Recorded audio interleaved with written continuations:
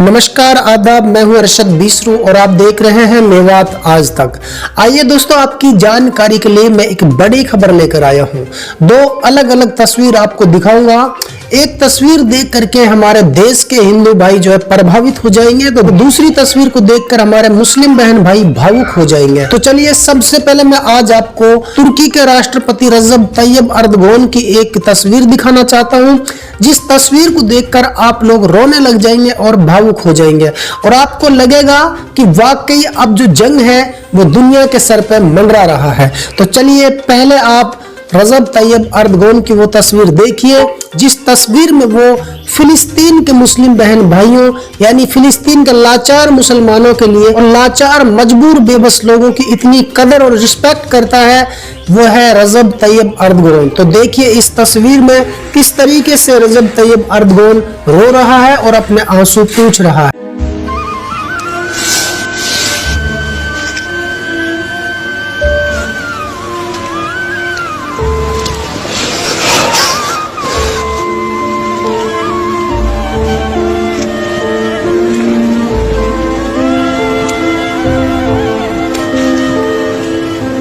Evlere tabii geçiriyorduk.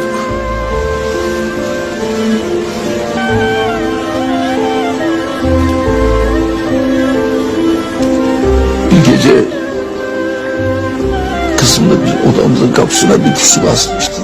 कि ये किसी से डर कर नहीं रो रहा है, बल्कि इसकी जो अंदर की भावना है, इसकी जो फीलिंग है, वो ये बताती है कि किस तरीके से जो यहूदी हैं आज हमारे मुस्लिम बहन भाइयों का कत्लो गारत वहां कर रहे हैं, जबकि मुसलमानों ने ही इनको हिटलर के ज़माने में वहाँ पर शरण दी थी और ये उस मुल्क के अंदर शरणार्थी थे। ब्रिटेन और अमेरिका की ये बहुत बड़ी चाल थी कि उन्होंने इसको अवैध तरीके से एक राज्य घोषित किया और वहाँ पर इनको बसा दिया। यहूदियों के बुरे वक्त में मुसलमानों ने जो भलाई की थी, आज उसका परिणाम ये मिला कि आज आधे से ज़्यादा हिस्से पर यहूदियों ने कब्जा कर लिया फिलिस्तीन की सरजमीन पर और अब वो फिलिस्तीनियों को कत्ल करके वहां से खत्म करना चाहते हैं।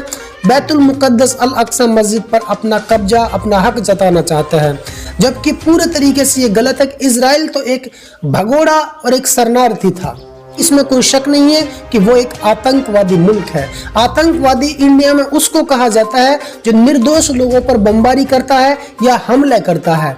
इसी तरीके से इजराइल जो है निर्दोष फिलिस्तीनियों पर बमबारी और अटैक करता है, वो एक आतंकवादी मुल्क है।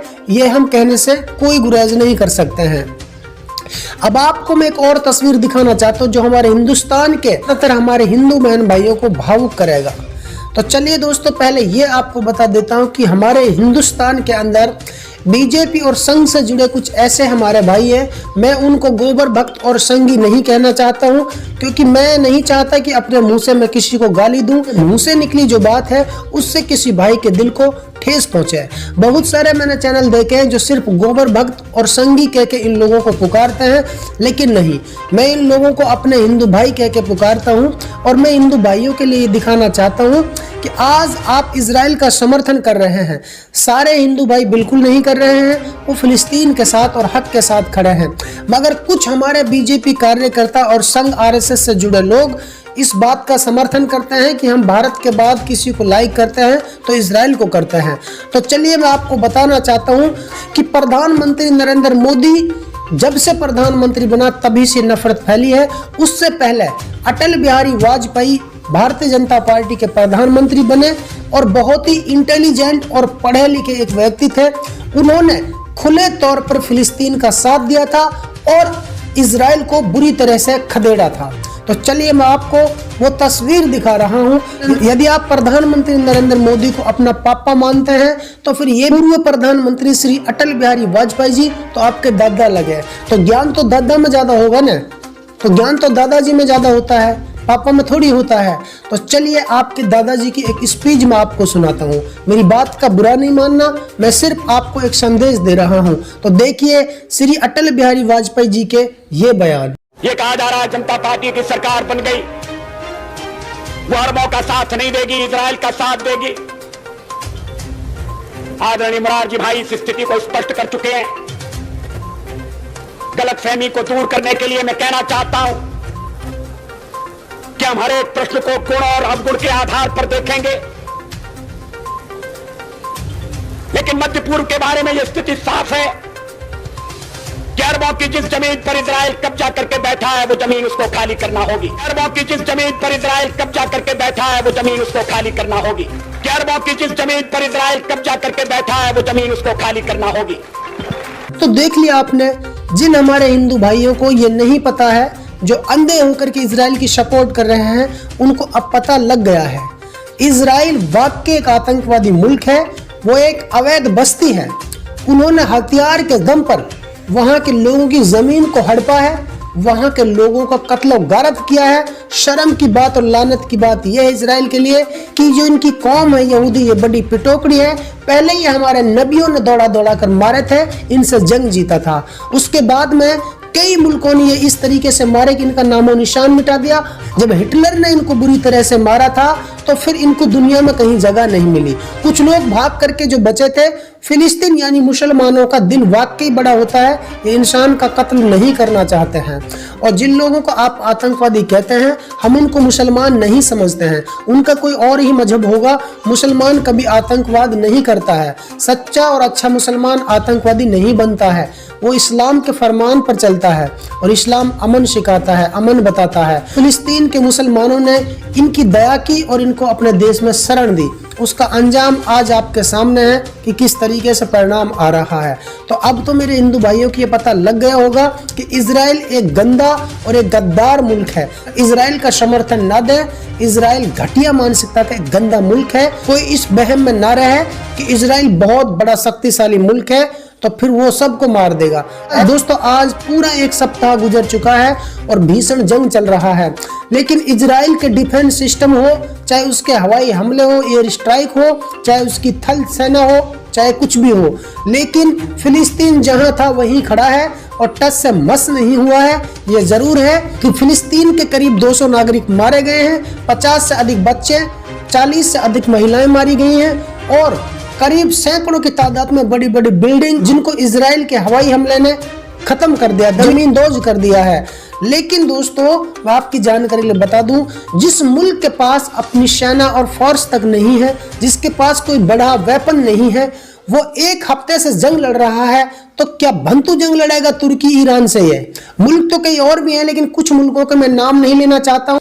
रजब तैयब अर्दगान के रोने का मैसेज ये है कि अब जंग के बादल हर तरफ मंडरा रहे हैं और चीन और रूस पूरे तरीके से समर्थन में आ चुके हैं। और आपको एक बड़ी जानकारी दे दूं, जो ब्लॉग तैयार किया जा रहा था 57 मुस्लिम कंट्रियों का, उसमें तुर्की और सऊदी अरब यानी सऊदी अरब जो है वो इन सब का हेड है। लेकिन अब हालात जो ताजा चल रहे हैं उसमें यह है कि तुर्की को हेड बनाना चाहिए था। चाइना का कहना है, चाइना ने एक शर्त रखी है कि पाकिस्तान अगर 57 मुस्लिम देशों को अगर कमान करे, कि 57 मुस्लिम कंट्री अपना ब्लॉग तैयार करें और इजराइल से खुला जंग का ऐलान करें, मगर शर्त एक है कि तुर्की या सऊदी अरब नहीं बल्कि पाकिस्तान इन तमाम मुल्कों की कमान करे, तो चाइना 57 मुस्लिम कंट्रियों के साथ आने को तैयार है। रूस ने तुर्की को खुला समर्थन कर दिया कि जहां तुर्की है वहां रूस है। तो ऐसे में अब तमाम मुस्लिम देश सऊदी अरब में इकट्ठे हो रहे हैं और जल्द ही इनका एक सिस्टम तैयार हो जाएगा। उसके बाद में ये तमाम मुल्क जो है अपनी अपनी सेना को फिलिस्तीन लड़ने के लिए भेजेंगे। दुनिया अब दो हिस्सों में बढ़ती जा रही है।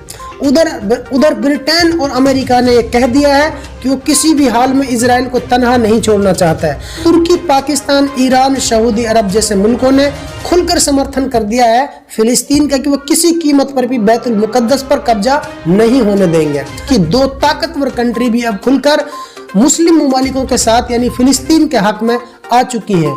रूस और चाइना इनके हक में आ चुकी हैं। दुनिया की तीसरी बड़ी ताकत भारत अभी खामोश है। भारत की तरफ से कोई बयान जारी नहीं हुआ है। हमारी केंद्र सरकार या देश के प्रधानमंत्री या गृह मंत्री की तरफ से कोई बयान जारी नहीं हुआ है, मगर कुछ हमारे बीजेपी कार्यकर्ता और संघ आरएसएस के लोग जरूर हैं जो सोशल मीडिया पर बकचोदी कर रहे हैं कि हम इस इजराइल के साथ हैं। लेकिन हमें आशा और उम्मीद है कि प्रधानमंत्री नरेंद्र मोदी जी भी या तो खामोश ही रहेंगे या फिर फिलिस्तीन के साथ आ सकते हैं, क्योंकि अटल बिहारी वाजपेयी जी बहुत ही अच्छे इंसान थे। उन्होंने भी फिलिस्तीन का साथ दिया था और सदर सद्दाम हुसैन का साथ भी उन्होंने दिया था।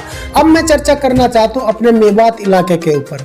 मेवात के नेताओं से मेरा एक सवाल है, साथ में सभी मौलानाओं से भी एक सवाल है कि पूरी दुनिया में जहां विरोध प्रदर्शन हो रहे हैं, फिलिस्तीन के लिए आवाज बुलंद की जा रही है, मगर आप लोग कहां हैं?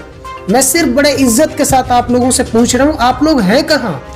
आप लोगों से उम्मीद लगाई जाती है। मैं मानता हूं कि हमारे देश के अंदर धारा 144 कोविड-19 को लेकर लॉकडाउन लगा हुआ है, लेकिन उसके कई तरीके होते हैं।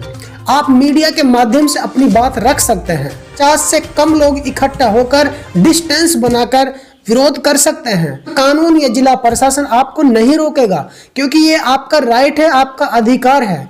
इसलिए आप लोगों को खुलकर इसकी मजम्मत करनी चाहिए, इसका विरोध करना चाहिए। तेरी चर्चा हो गई दुनिया में, तेरी चर्चा हो गई दुनिया में। दोस्तों, यदि आप हमारी इस वीडियो को फेसबुक पेज पर देख रहे हैं तो हमारे पेज को लाइक कीजिए, शेयर कीजिए। यदि इस वीडियो को यूट्यूब पर देख रहे हैं तो हमारे चैनल को सब्सक्राइब कीजिए और बेल आइकन घंटी को दबा दीजिए।